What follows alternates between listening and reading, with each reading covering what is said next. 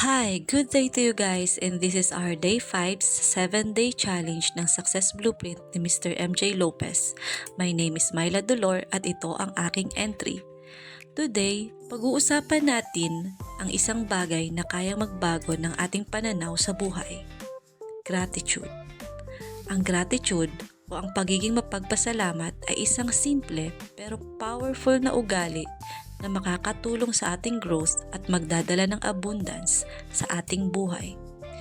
Ang pasasalamat ay higit pa sa simpleng pagsabi ng thank you. Isang mindset, isang practice na pwedeng mag-transform ng ating araw-araw na karanasan. Pero bakit nga ba importante ito? Una, gratitude helps us focus on what we have rather than what we lack.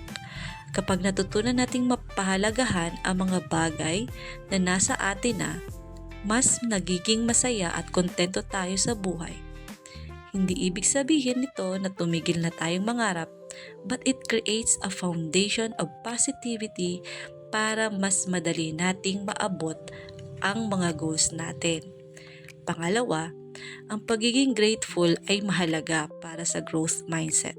Kapag marunong tayong magpasalamat kahit sa mga hamon o pagsubok, natututo tayong tingnan ang bawat karanasan bilang oportunidad para matuto at lumago. Alam mo ba, according to studies, gratitude rewires our brain. It trains our minds to focus on the good, which then attracts more good things into our lives. This is where abundance comes in.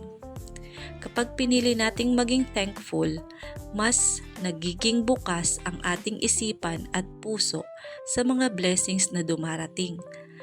We begin to attract more opportunities, better relationships, and even financial prosperity. Gratitude also strengthens relationships. Kapag nagpapakita tayo ng pagpapasalamat sa mga tao sa paligid natin, it deepens our connections and builds trust. At ito ay isang mahalagang aspeto ng abundance mindset, ang pagkakaroon ng masaganang ugnayan. So, paano mo sisimulan ang practice ng gratitude? Here are 3 simple tips. Gratitude journal. Bago matulog, isulat ang 3 bagay na ipinagpapasalamat mo sa araw na iyon. Say thank you. Maglaan ng oras upang magpapasalamat sa mga taong tumulong o sumuporta sa iyo. Then focus on the present. Appreciate the little things sa paligid mo tulad ng mainit na tasa ng kape o ngiti ng isang kaibigan. Remember, gratitude is not just about saying thank you, but about truly feeling it. Kapag ginawa nating habit ang gratitude, magugulat ka na lang sa dami ng blessings na darating sa'yo. So bago matapos ang aking video, gusto kong pasalamatan ang mga importanteng tao sa buhay ko. Una, si Kuya. Ang aking kuya na tumayong aking ama. Nagpaaral sa akin mula high school hanggang college.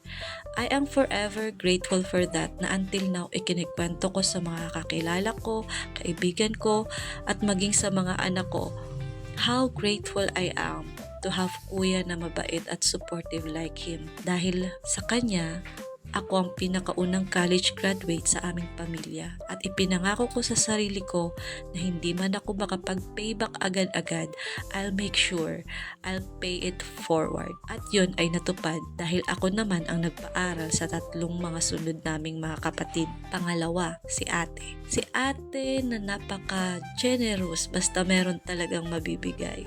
Sobrang grateful din ako na may ate akong maganda at mabait.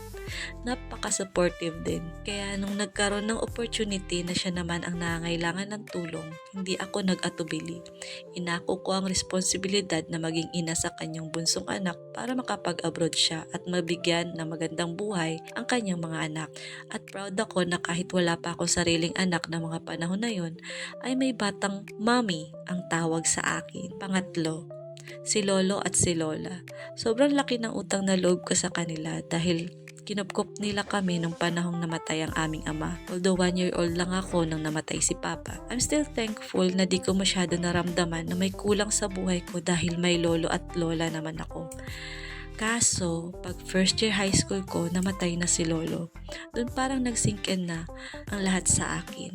Nung graduate ako ng college, sinikap ko talagang mag-payback. Kaso, malupit talagang tadhana guys. Mahirap kalaban ang panahon, ang oras at panahon. Dahil kung kailan nag-uumpisa pa lang akong kumita ng sarili kong pera, saka naman unti-unti na lang yung natitirang time ni Lola sa mundo. Kaya pakiramdam ko nun, ang unfair talaga. Kung kailan sipag na sipag ako kakagrind, kung kailan ang dami ko sanang gustong ibigay at ipa-experience sa kanya, saka naman hindi na pwede.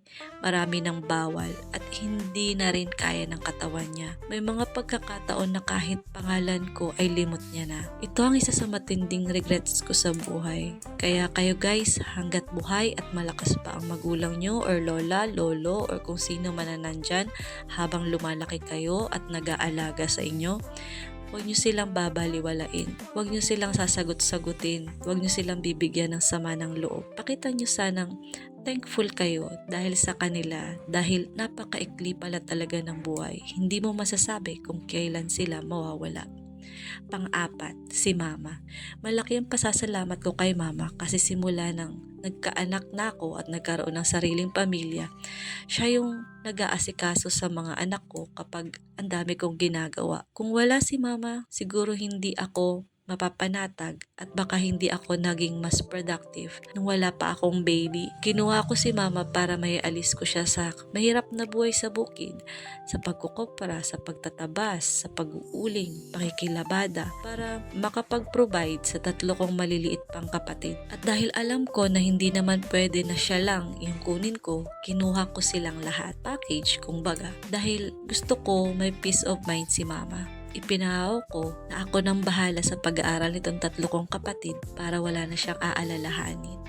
At yun ay natupad ko. Ngayon, may kanya-kanya na kaming mga buhay na mga kapatid ko at masaya ako sa naging outcome ng desisyon kong yon. Napakahirap nga lang sa umpisa dahil wala naman talagang kasiguraduhan ang kinikita ko noon. Pero sa awa ng Diyos, kinaya namin.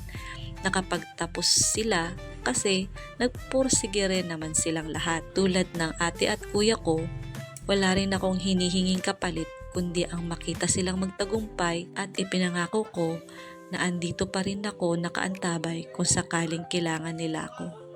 Panglima, sa asawa ko. Siya ang pinaka-best friend ko.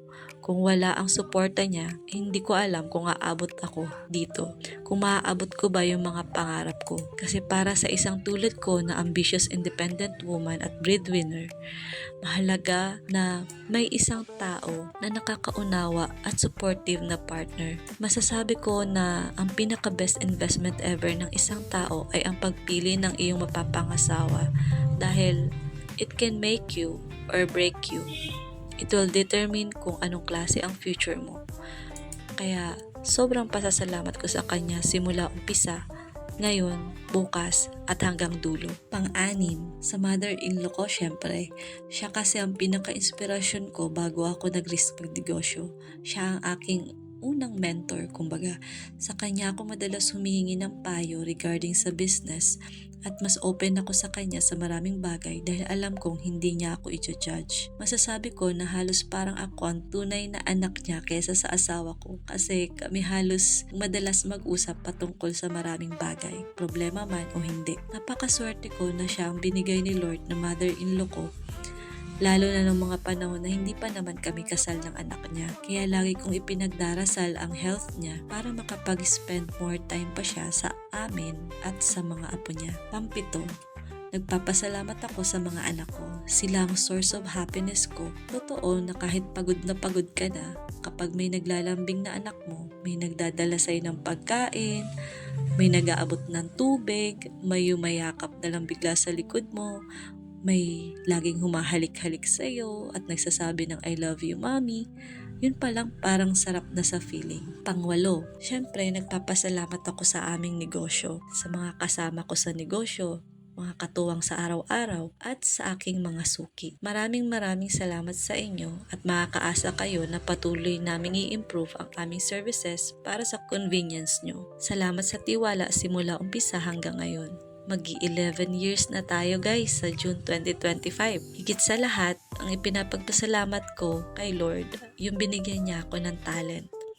At yung talent na yun ay nagamit ko sa maraming bagay at nakatulong sa maraming tao. Sobrang thankful ako kay Lord na sa lahat ng struggles ko during my childhood up until now, kung noon siguro hindi ko maintindihan, ngayon alam ko na kaya pala ganun kahirap growing up, meron palang ganito in my 30s.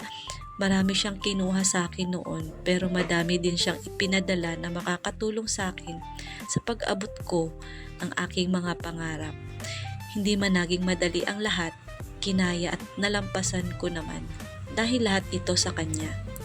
Sabi nga, hindi mo makikilala na may Diyos sa buhay mo kung hindi ka dadaan sa matinding mga pagsubok. At huli, ang pang-10 tao na gusto kong pasalamatan ay ang aming coach, mentor na si Mr. MJ Lopez dahil ginawa niya ang Success Blueprint course at Success Blueprint 7-Day Challenge. Dahil sa kanya, nahikayat akong muling gumawa ng valuable content para sa aking social media platforms. Hindi ito madali guys para sa tulad kong busy at aligaga maghapon. Salamat Sir MJ, sobrang million thanks sa lahat ng tinuturo mo sa amin na may kinalaman sa aming personality growth and development. Salute! Sana marami pang tao ang matulungan nyo. Pinasasalamatan ko rin ang Success Blueprint Media Team at community. Salamat sa encouragement mga classmates. Sabay-sabay tayo sa pag-abot ng ating mga goals ngayong 2025. So yun lang guys, thank you for spending time with me. Sana may natutunan ka sa ating topic. Don't forget to like, share, and subscribe para sa mas marami pang inspiring na content. At tandaan, a grateful heart is a magnet for miracles. Stay blessed and see you on my next video.